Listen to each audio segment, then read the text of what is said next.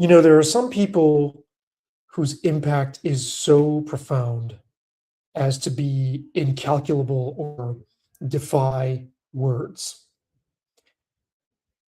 Few people have had as profound an impact on music as the late Miles Davis, whose 100th birthday is upon us. Now, Davis passed away in 1991 at the age of 65, but his influence continues to reverberate. There's a good reason why that is. However, I see Miles Davis as more than just a musical figure.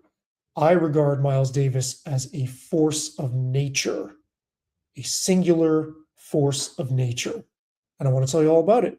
Welcome to FeedbackDef, the 44th FeedbackDef live stream, as a matter of fact. It's a pleasure to have you. Thank you for joining me. I know the lighting in here is awkward and starting a little bit later than scheduled. But if you like what I'm laying down, I would urge you to hit the like, subscribe, notification, and hype buttons, and most of all, to comment. This is a monologue, but I love for this to turn into a dialogue.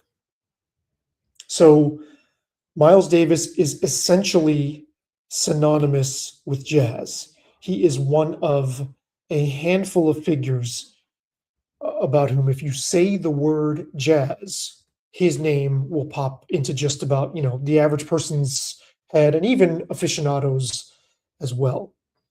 And I normally don't treat that as gospel. Like I don't necessarily think that's an accurate reflection all the time of or an accurate way to get a good read on a style of music or on a particular artist's contribution compared to other people. But in the case of Miles Davis, to me, it absolutely applies. His work registered in the zeitgeist multiple times. And I think, like I said, I think there's a good reason why that is. I think it's like completely legitimate that his memory lingers on and that he's still a household name and someone who has had cast an enormous presence over not just jazz, but music more generally. But for me, he represents like the sheer force of will, the ability to look life, like stare it down, look life in the eye and say, I am living in my own uncompromising way, like every second of the way, and fuck you if you don't, it doesn't even register to me that you might not yield to my will. Life would not just fall under my fingers and I will carve my own trail. And when I read this book, his autobiography, I was saddened that the book was over because I felt like I wanted to stay in the presence of this person. He was long dead by the time I read it. And I felt like his presence in the book, as he describes himself, which is not always the warmest, most cuddly, nice guy. I mean, he was very, very harsh and really caustic in his own words. And you can see this in some interview clips that I'm going to show you, where he could be intimidating. The author of this book, Quincy Troop, who assembled Miles's monologues, like hours and hours and hours of recordings of Miles going over the story of his life, found him intimidating. And he could be warm and welcoming.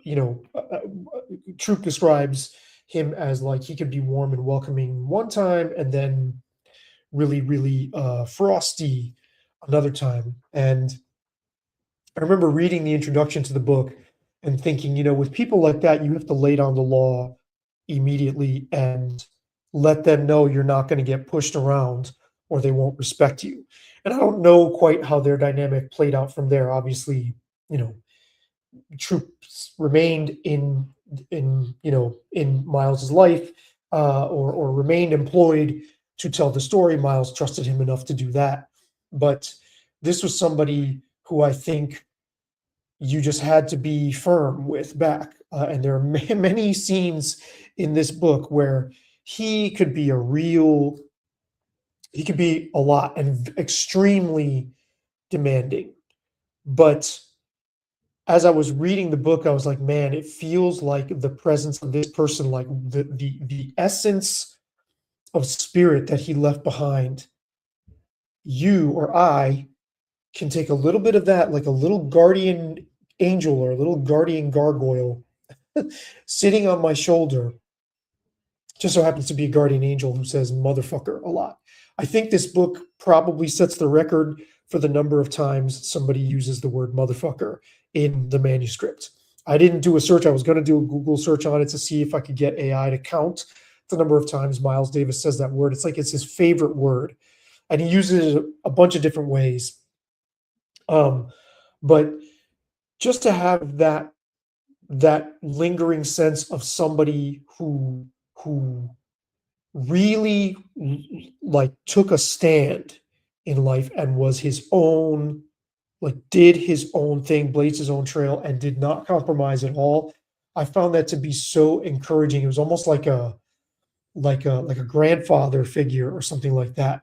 There's almost like an ancestral power to his force of will. And I don't feel that way about many people. I felt this personal lingering stake, like, oh man, I'm sad. Miles is not on my shoulder anymore, saying, don't take any shit out, like, fuck those motherfuckers, But if you haven't read the book, whether you think you're interested in his life or not, it's wildly entertaining. And like I said, a real source of strength for me. Now, that's not to put rosy tint on who this guy was and how apparently difficult he could be to deal with.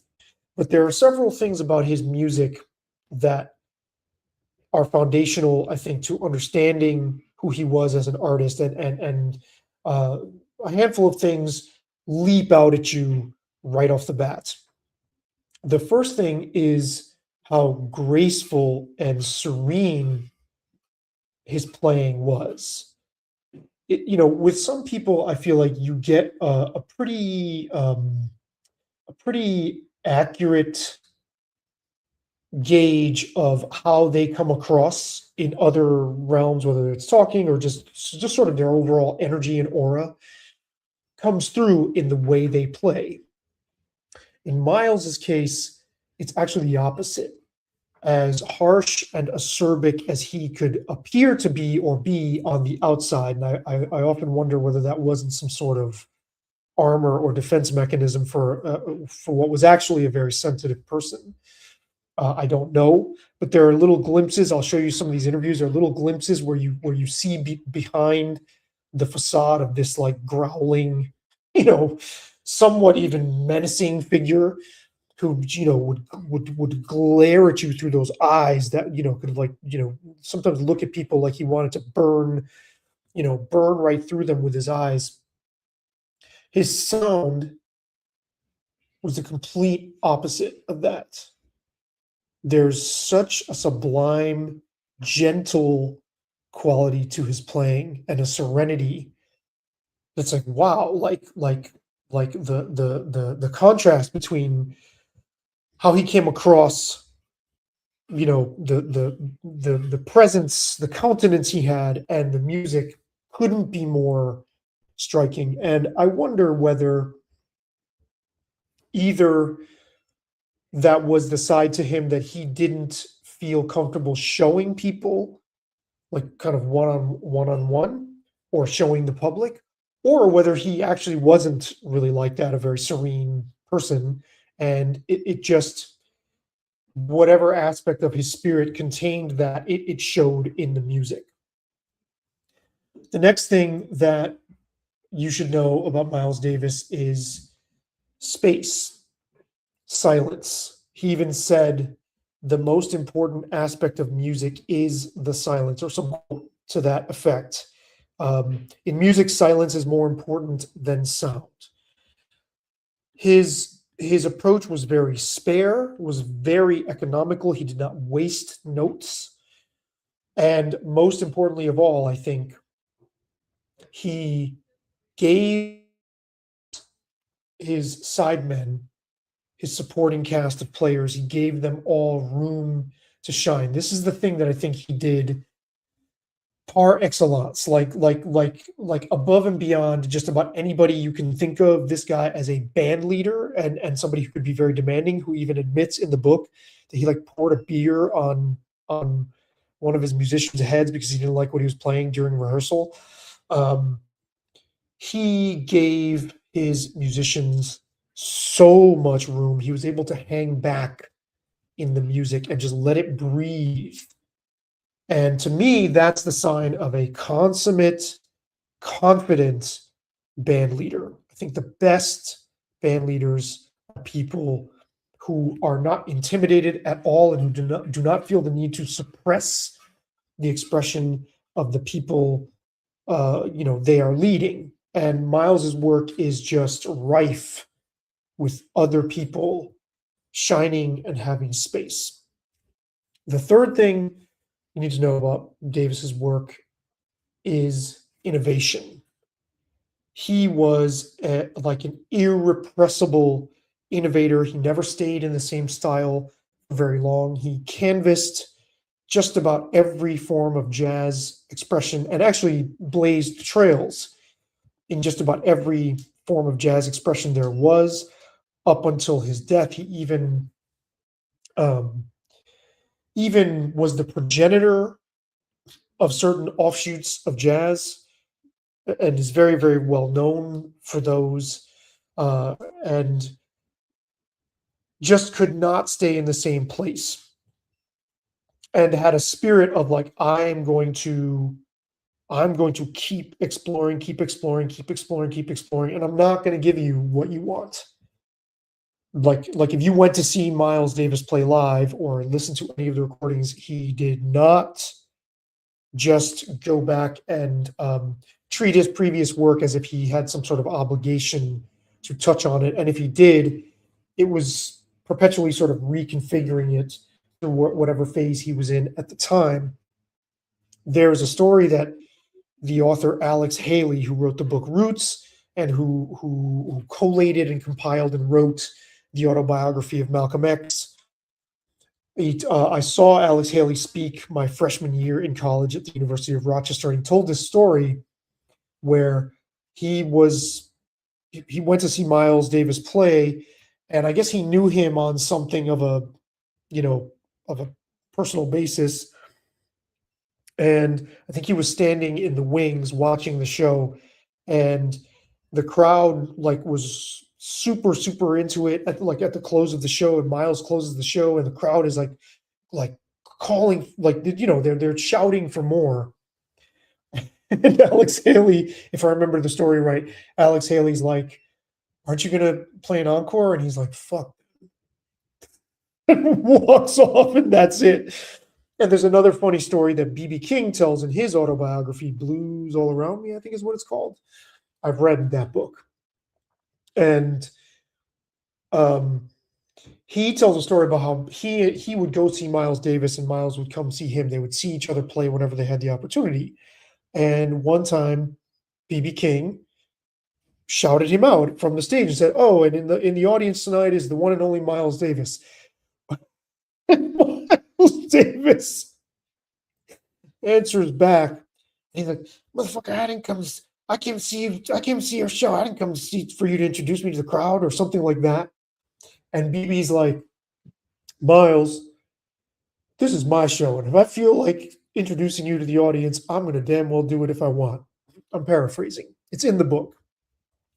But BB King says, and I swear I could see that I got a little bit of a smile out of him when I said that. When I pushed back. It's like, how are you gonna come to my show and say I can't say that you're here? I mean, I kind of understand it. He was not a very approachable, like I said, cuddly figure, but the the body of work, the legacy, the intensity of his drive to explore new sounds, and then at the same time create this oral space that is so, like I said, serene and so inviting and so peaceful, while at the same time being musically innovative, is it defies description. Like I simply just cannot say that enough. How much that aspect applies to his music. Now, he got his start more or less. He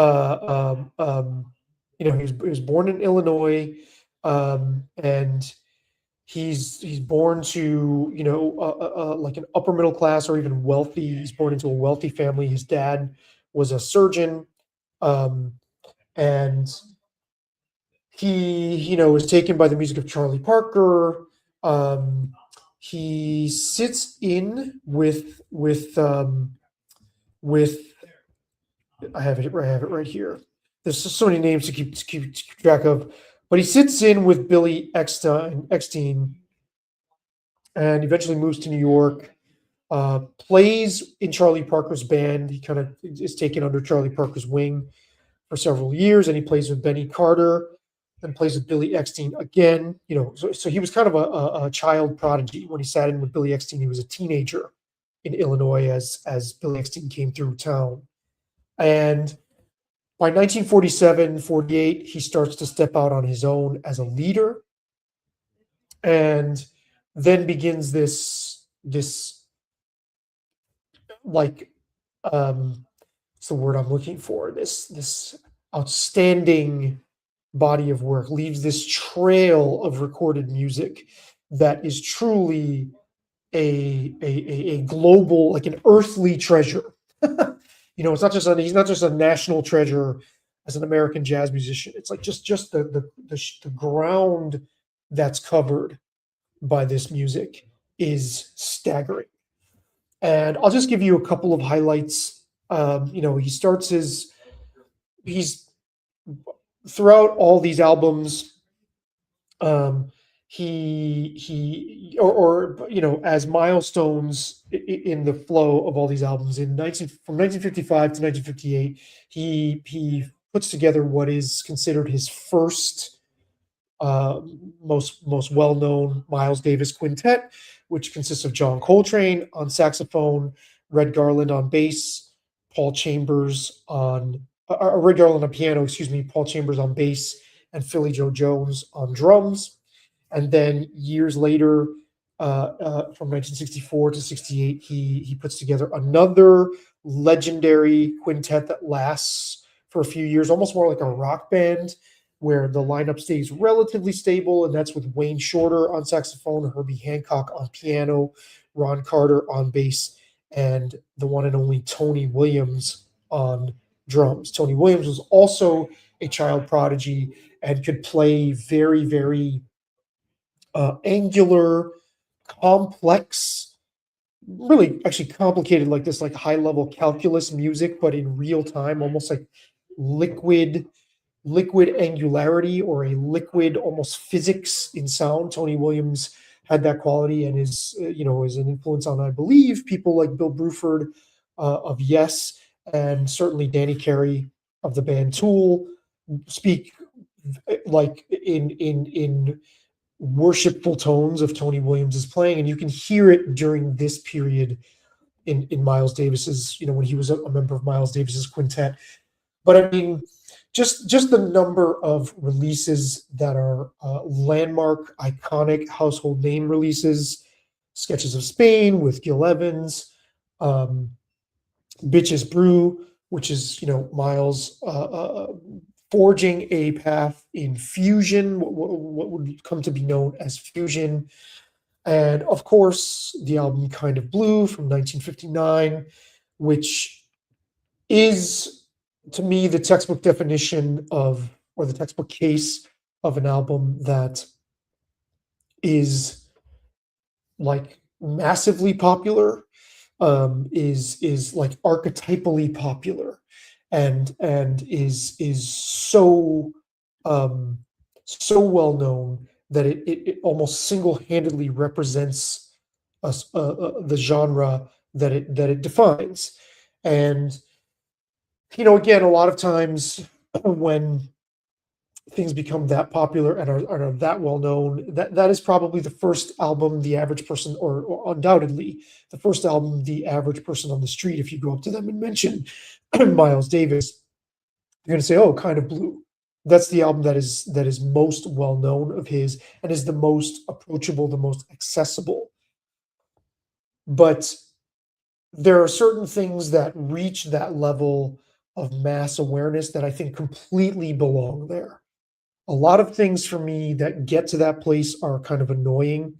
Like, I prefer to look at um, the sort of cathedral ceiling of pop culture as, yeah, it's kind of, a lot of stuff gets stuck on there that I don't care less about, but it's kind of good to have it sort of hovering above all of us, because you can kind of take or leave a lot of the stuff that gets up there. This is not one of those cases. This album was almost meant to register on this collective, almost like a collective consciousness level. It is so beautiful. It is so sublime. It is the avatar of what was technically defined as modal jazz, and I hate even using that term because it it it gets you thinking in technical terms about something that is like um utterly straightforward in how you take it in. A child can listen to Kind of Blue and appreciate it, which is not at all to diminish or take away from the sophistication, the compositional power of it, and the cerebral quality that it has.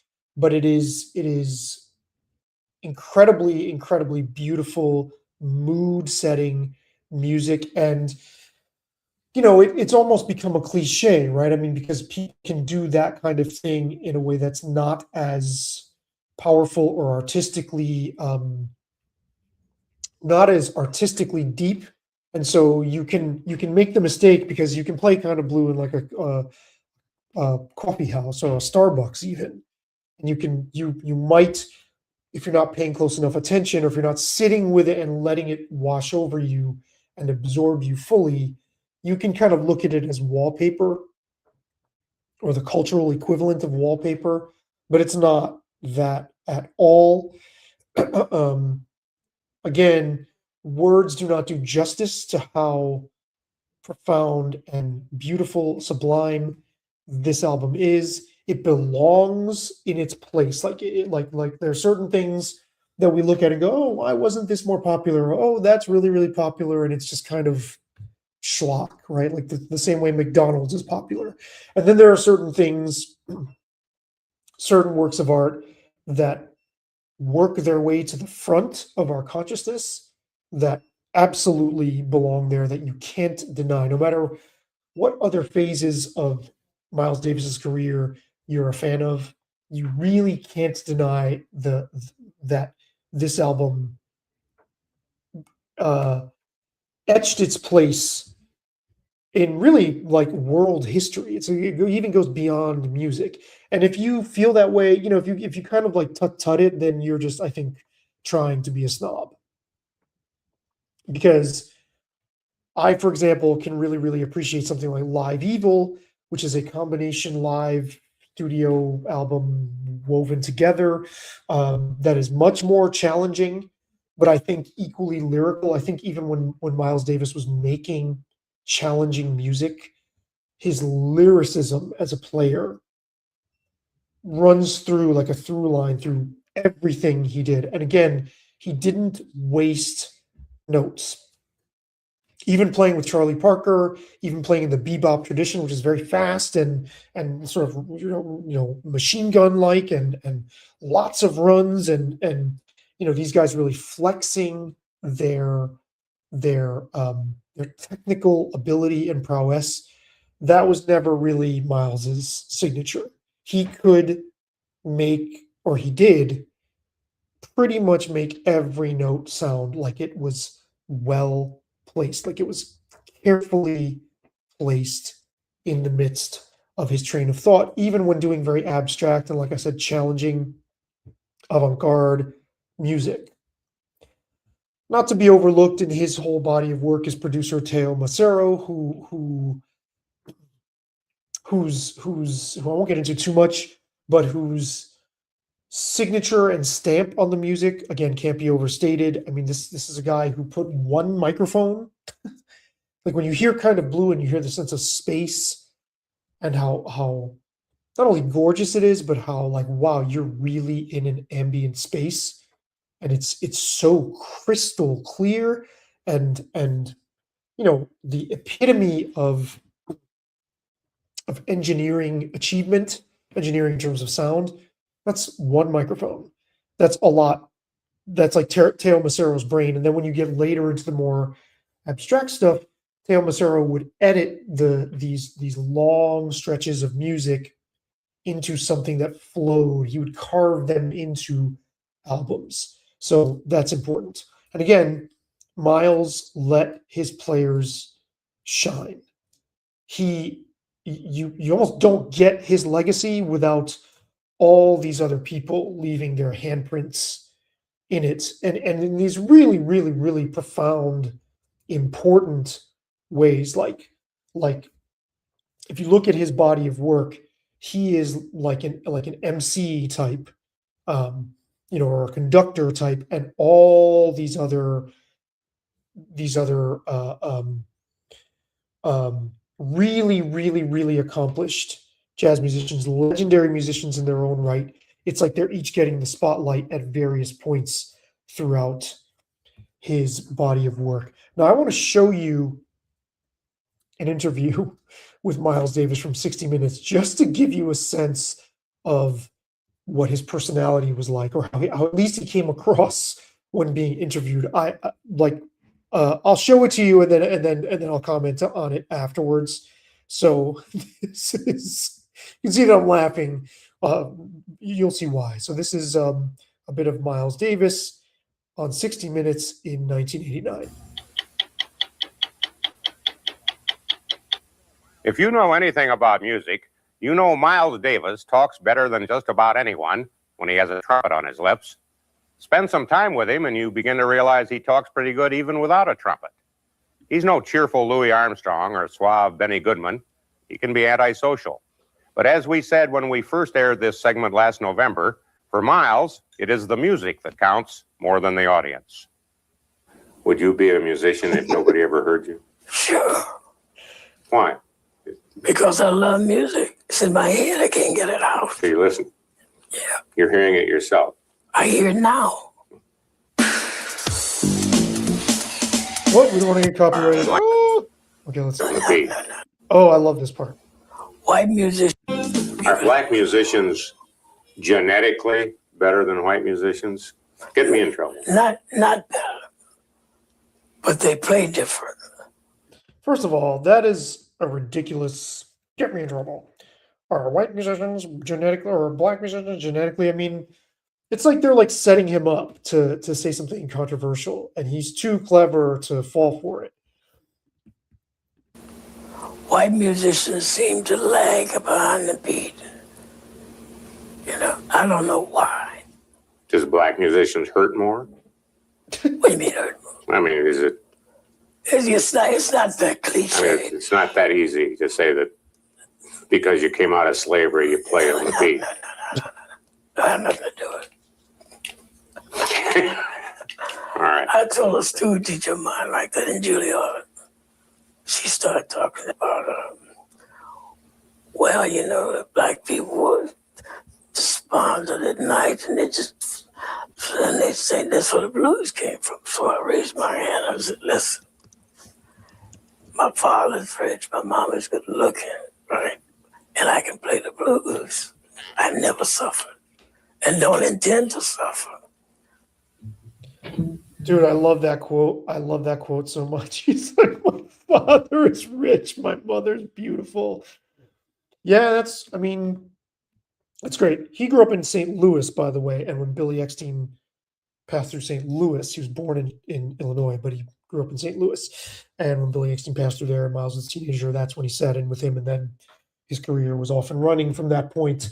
But yeah, like I love how he, he like hears those questions and his face just scrunches up, like you don't know if he's like pissed or if he's about to like, you know, clown you or what. And I just think that's so cool because I mean those questions are really inane. Now what's interesting, he says white musicians play more behind the beat and black musicians play ahead of the beat, which actually I would tend to think it's the other way around if we're blanket generalizing, where I would think black musicians play more, they hang back in the pocket more, and white musicians might be right on the beat or sort of pushing ahead a little bit. So I thought that was strange that he said that, but I mean, it would have been interesting to hear him develop that idea further. And it's been a while since I've read the book, so maybe there's more in the book. I do remember him going, you know, discussing music quite a bit, obviously. And one thing he said that was really interesting in another interview and in the book was that you can tell a lot about a musician just from the way that musician walks. He called it their carriage. You know, and I heard Peter Gabriel say something similar about Phil Collins. He said, we knew he was the right person for the job just from the way he sat down at the drum kit. Miles Davis had this even broader idea that the way somebody walks and carries themselves will tell you everything you need to know about the way they play their instrument. Now, I mean, you know, he talks about John Coltrane in the book, like picking his nose and stuff. It's like, well, why would you share that with the world? I mean, there's a, you know, there's a scene in the book where he's in the back of a car. I think it's a taxi cab with Charlie Parker, who's like eating chicken wings and going down on a woman in the back seat. And he's like, "You want some of this?" And he's like disgusted by Charlie Parker's inability to contain his own appetites. Miles Davis did succumb to heroin addiction himself, but with the help of his father, he kicked it cold turkey, which he's asked about it in this 60 Minutes interview as well. But he really had this sense that your creativity emanates from you in a way that will announce itself in the way you do other things, and that there's an aura about all of us. And he certainly had an aura. Joni Mitchell, not in an unflattering way, but talked about how she met him once backstage and she wasn't sure whether he wasn't trying to, like, you know, drag her with his magnetism into his lair. And she laughed about it. She wasn't saying it like she was like, she felt it was, she was creeped out by it or anything. But yeah, I mean, sitting with this guy, he had a definite magnetism. And I wonder sometimes whether that wasn't just an outward projection, that there wasn't something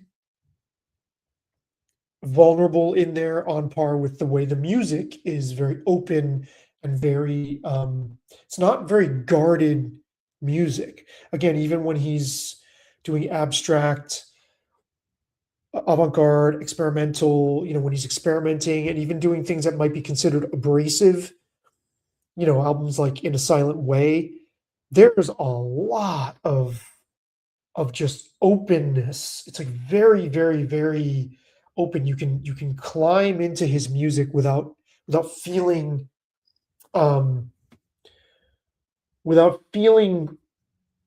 put out by it or even by him. And I talked about Frank Zappa and Sun Ra recently in another video.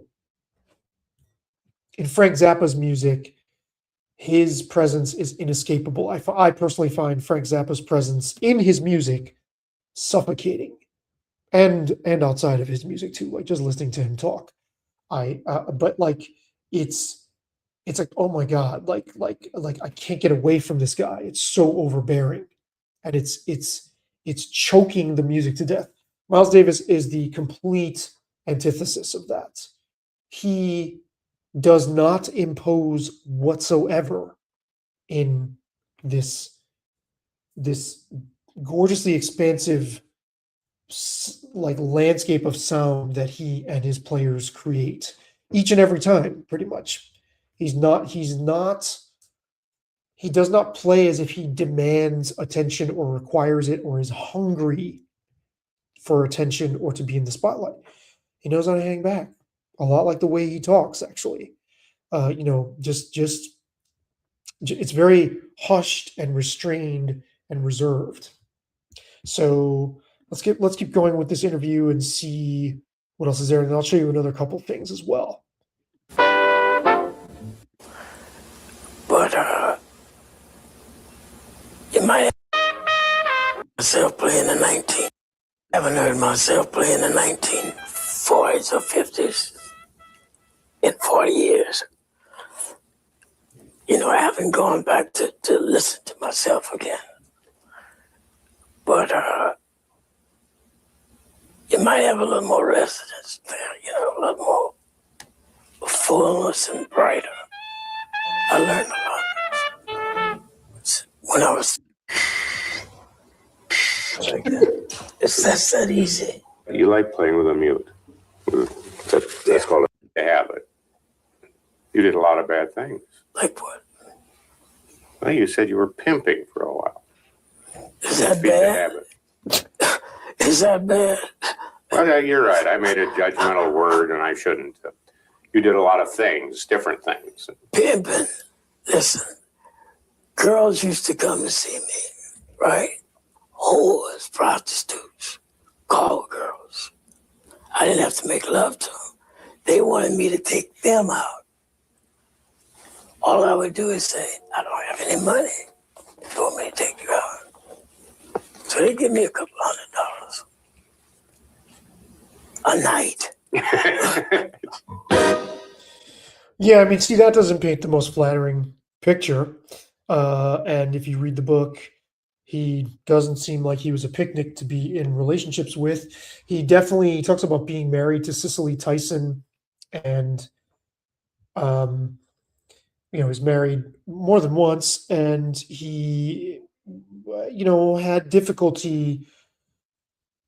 He talks about being really, really possessive and really controlling, and he had difficulty being with somebody who could have their own career and their own life. And this is common with men who especially men who achieve on this level. They want somebody to be subordinate to their own career, and that didn't work in his relationships. So that's not the most flattering. It's interesting that he felt so free to kind of just joke about that, even though the interviewer, the 60 Minutes interviewer, is like trying to get him to I don't know. He's trying to. I felt like they were trying to ensnare him, and so maybe that's where he's kind of like shrugging it off and like, yeah, I'm just gonna shoot from the hip, like I'm not gonna try to hide it. Came from that certainly would not translate well to today, or I guess maybe we've come full circle and maybe it would, because now that we're in the OnlyFans era, um, maybe it would, but I think that little snippet obviously is not the most. It's not his best side.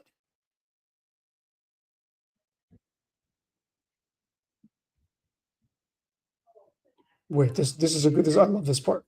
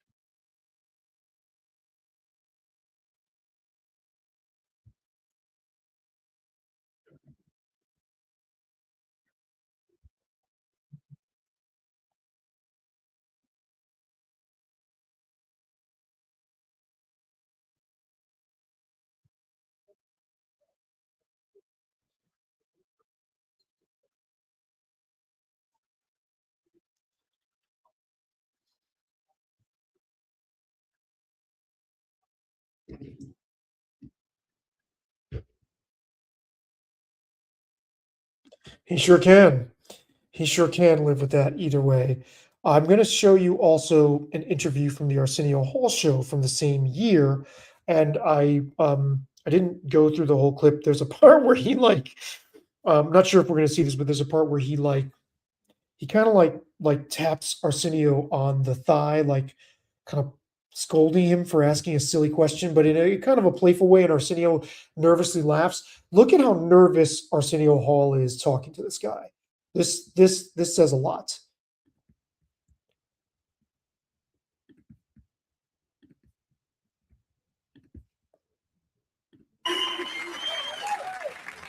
Miles Davis.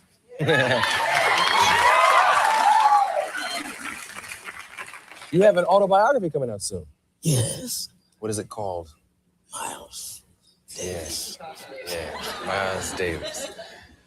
I mentioned the word innovative in my intro. Last night I mentioned the word legend. Does that wear on you? Does it become burdensome? Oh, you mean legend? Yeah. I don't like that, no. So I'm not finished. Good point. I have to remember that. I'm not finished. Yes. Is there anyone that when you came up and took things from? Yeah. My instructor in school, I played with Andy Kirk, and the way he lipped the trumpet, was just like me kissing a woman. Yeah. To give me a thrill in there. What's up to do that? Yeah. It was like kissing a woman. That was the technique. Well, I mean, the feeling, Yeah. to the horn. Yeah. Like that. He taught me non-pressure style. I could play like that and you couldn't tell I was playing. Yeah. What is the thing you used to do with spitting rice and peas? What's that all about? I read that somewhere. They say it gets your tongue like that. Like that. Get your tongue like that. Yeah. So you just would walk around popping them out? No. Oh, I had to walk about 8 blocks to school. So I had, I put some black-eyed peas or yeah. rice. Who taught you that? Where'd you get that technique from? What technique? That. Yeah. I mean, I've done it with hair, but I never,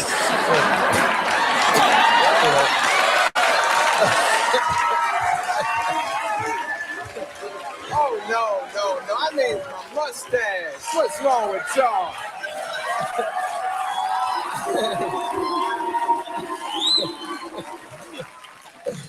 But I mean, how did you come up with that and realize that would help? You just said it. Oh, one day you was spitting out hair and you said, I bet if I got a heavier substance. My instructor told me, he said, just get a handful of rice or something. And, Yeah. because I used to take scissors and you turn the scissors around and you can look in the mirror and see what you're doing wrong, This is very important when you're learning an instrument. Yeah. The mouthpiece, the way you make the tone, the sound. You have no sound, nothing. What do you think of music out there right now? Rap music, hip hop, Prince, George Michael's. What do you think of the stuff happening now? What do you mean? The music's out there right now. I knew he was going. No. As I said it, I said, he's gonna bust you on this one. But the kids. Ricky, my drummer from Washington, he pioneered that beat. But I like Terry Riley. Teddy Riley, yeah, producer, member of Guy, Yeah. and And, my prerogative fame. And I like Bobby Brown.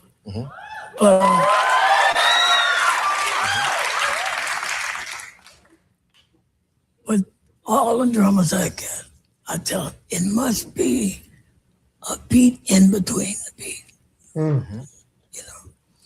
Prince says, get up on the one. It's got to be a beat in between. Bobby and them, Terry has it with, I think he has it with the turntable. Yeah, the scratching. Yeah, Yeah. you gotta get that sound in between. Yeah. It's interesting. How much time do we have? Oh, cool. Cool. 1 minute? Okay. He said 2. Yeah, so you like Prince too? Oh yeah, I love Prince. Prince is a genius. He can do it.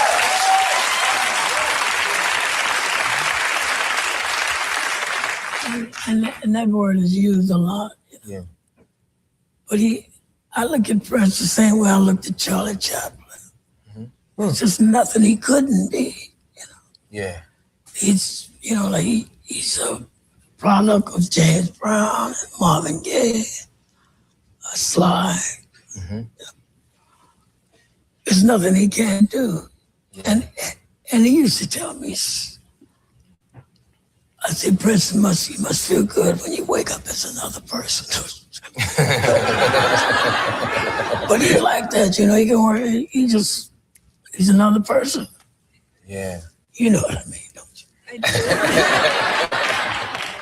I went to the basketball game last night, obviously, and I thought about you because my friend, because the game wasn't going the way I wanted it to. No, sometimes I think about my work 24 hours before it even happens, and a friend of mine, Terry Williams, had told me a story about taking you to a game. Right. And since I was real close, I heard the squeaking of the shoes, and she had told me how you hear music when you're close to a basketball game. How does that thing work? Well, if you're on this end, and the basket's here, and they're there, to me, you hear like, blah, blah, blah, blah, blah, blah, blah, blah, blah. And then as close they get to the basket, you can hear guys sliding on breaks. Oh yeah, that squeak. That... And then the basket. Yeah. Have you ever composed anything based on basketball? I know Grover Washington did a thing called "Let It Flow," which was to Julius Erving. Oh yes, no. I'm a musician. Oh, okay. Yeah.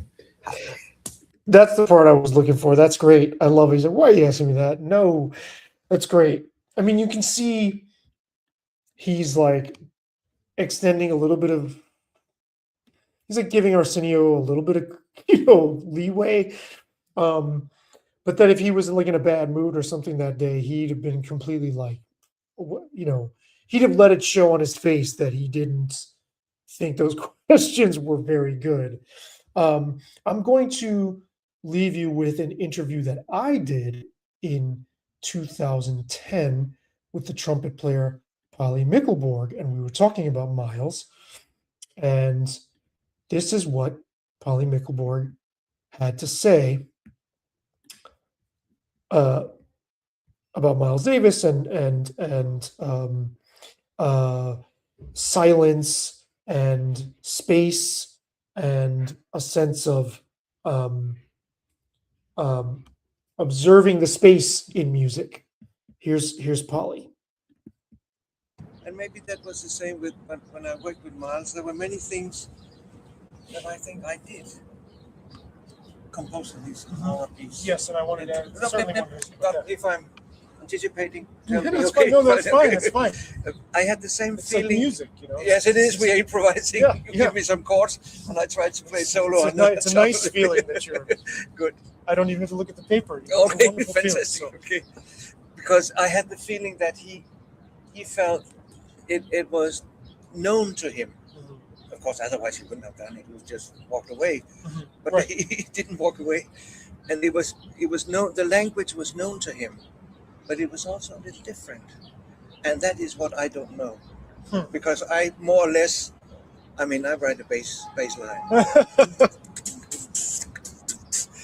and hope that it's like that, but it's not, because I know I have many American friends in Denmark, but when they and George, when they do a bass line, for instance, it is another bass line than the one I can do, because I'm not grounded in the same way. Right. But But there's something else I have up there with my European background, and especially maybe with my Scandinavian background. I work a lot with Terry Ripdahl, the Norwegian guitar player, who when I am listening to him when he plays, it's very inspired by Jimi Hendrix, yes, but there is something else, and I cannot tell you what it is. This conversation. So maybe that was what fascinated Miles, that it was a place where he could go in. It was a room that he knew in the house or whatever that he knew, but if there was also something else, just like George, and I don't know what it is. I just play. He said, "Open up," blah blah blah, blah. And at the time we will come in with "The Sound of Silence." This is opening song, very beautiful sound, and with George, what do you want? Just play as you normally do. Well, they could be comfortable being guests in that sound. They could be. And I can be as well. Yes. It's just like the two of us. Yeah, feel free. On the other hand, I know that if Miles hadn't liked the song, if George wouldn't like what I did, I wouldn't be there. So I shouldn't be afraid of being who I am. No. And of course, wanted to ask you about the piece in the recording that eventually became Miles Davis's aura. Yeah. First of all, when it's well documented that the story behind that recording, but what was your reaction when you were asked to do that? I have to get that on because I was scared to death. Because how, it's like somebody said, you're going to have painting lessons by Picasso. Exactly. Right. Well, not a lesson, but you're going to have to paint a painting that with him. With him, exactly. Right. So I said yes to do this one because Gil Evans, who I also worked with for many times in Europe, was supposed to do the other piece. It was two halves in that celebration of Miles getting this prize that was normally given to classical musicians, Stravinsky, Leonard Bernstein, Janet Baker, Olivier Messiaen, blah, blah, blah, all these great classical composers. Miles was the first one in the field of improvised music. At first, he didn't want to take it. He didn't know what it was. So they had to send somebody over, and he accepted when he saw Stravinsky, Bernstein got it. He said, okay. And then Gil Evans should have done it, but for some reason was late and never composed what he was supposed to do. So my piece became the one where Miles was supposed to play those 5 minutes that was in the price. You have to play 5 minutes or something, or conduct it or whatever. So he accepted to play 5 minutes.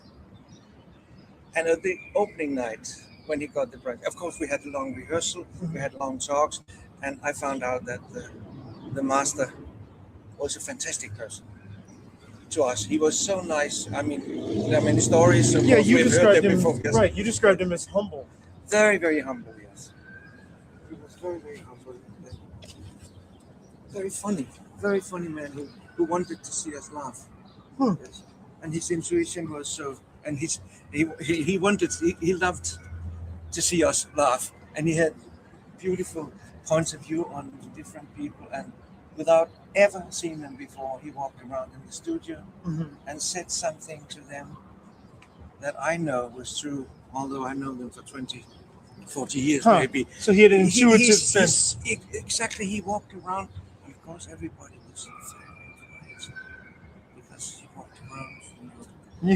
At the time he had this bad hip, so he walked like this with his hat on. We had the feeling of something happened. And then he walked around and said hello to everyone in this very special way, walked around them. I was sitting there thinking, what's going on here? This Henning was there playing in one of the movements, and I mean, everything, the atmosphere was so full of fire, but not dangerous fire. Just the ground was like this, and I'm not lying. Like creative fire. A creative fire, you can call it, yes. Now, what did you see in his aura that what you saw, the colors in his aura, Yeah. were obviously a big part of Yes, what that recording became, and that was the what inspiration you were working off of. that was the way I chose, because I have never met him. I've only heard him on records, concerts, and had that deep, deep respect. He inspired me for years and years and years and years with his playing, since I had the 45 of When Lights Are Right. Low, as we talked about. Right. Da, da, da, da, da. I said, how is it possible to have a trumpet sounding like that? I loved Clifford Brown. I loved Dizzy. Of course I did. I heard all these fantastic pieces. But suddenly there was a trumpet that sounded like a human voice. Well, and, Yes. and what's so striking about Miles's work is his ability to convey a deep, deep, deep piece to Exactly. the audience that really is, I think, beyond musical terms, why so many people gravitate to his sound. And yet, there's this very tough exterior about him. Oh, yes. And you have to wonder, after reading his book, whether how such a peace-giving sound could come out of a person who was so had such a tough Exactly. Yeah. and you wonder if you have to wonder that you would have to be a sensitive person to be able to, or else it's some sort of divine gift. That's right. But we don't have the answer. No, We'll we never- don't have the we'll never answer. know. No, because But, both of them were there. But if you ask if he was sensitive, in my opinion, yes. And I think I remember, was it Francis's wife who said he reminded her, when he played with the mute, of a little boy who wanted to get in, knocked on the door and wanted to get in. He was locked out. Please let me in. Interesting. Yes, that's That what someone she said. would hear yes, that. in exactly. his- Yes, his- yes. I mean, I remember finishing his book and feeling like sad. Me That I too. was saying goodbye to an old friend and a too. protective Yes. kind of a angel kind of on my shoulder saying, "Don't give him, Exactly. don't take any shit off those." No, exactly. That, and I, Yeah, yeah, I yeah, said, sure. "Wow, that was such a great feeling to have, Yes. Exactly. almost like a guardian angel or something." I said, I'm sad to say goodbye, so you have to buy the book. Exactly. I had the same sadness or the same feeling. Yes. I mean, it's genuinely sad finishing. Generally that say book. Yeah. exactly. Yeah. Yeah. Yeah. Sure. That's why some people read the book. I guess you can read the book multiple times. You have to go back and revisit Exactly. your friend Miles. That's right. All right. So, I mean, I couldn't have said it better. And I'm glad that clip is still around.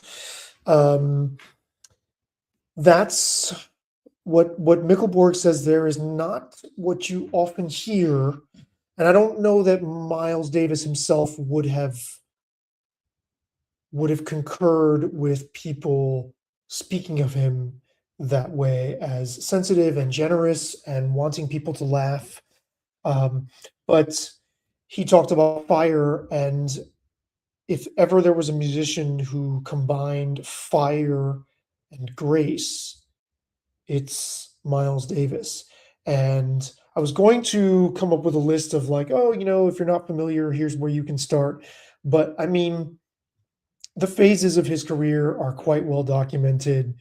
I think depending on your preference, the easiest entry point, I think, unless you have an aversion to music that is I don't want to say easy to listen to, but unless you have an aversion to highly listenable music, Kind of Blue is probably the place you would want to start. But there are many, many, many, many pathways from there over a truly extraordinary, earth-shattering career and body of work.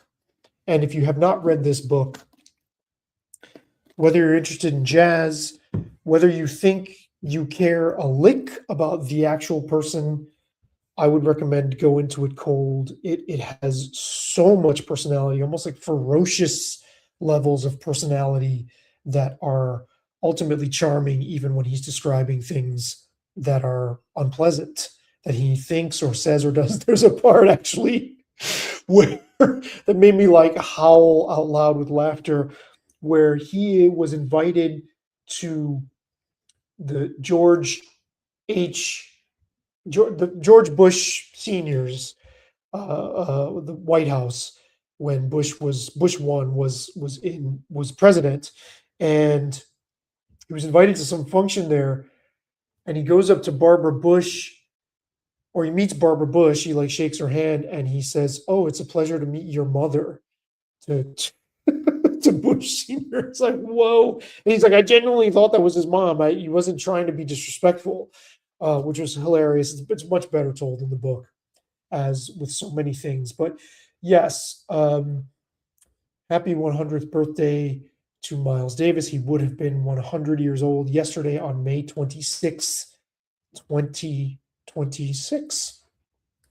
And we're all the better for the time we had him on this earth. And I don't usually go on this way about people like that. I mean, it's usually easier for me to sort of see the warts and all in somebody and not have this sort of reverential feeling, but there's such a strong spiritual power to this guy's presence. And again, just watching the way he went through life, like with his head up completely, like his forehead out, like you are not going to obstruct what I am here to do.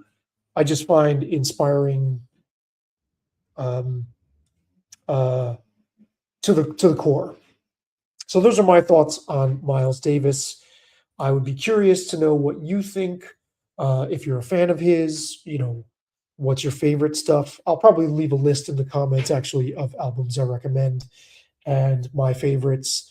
And would love to hear yours. Or, if you're not very familiar and you know some stuff and how curious you are, what's your favorite Miles Davis story or interview clip or what have you? Have you seen Miles Davis perform in concert? Any of that. Otherwise, for FeedbackDef, I am Sabby Reyes-Kulkarni, the apostate music journalist. Thanks for hanging with me. Over and out. And happy listening.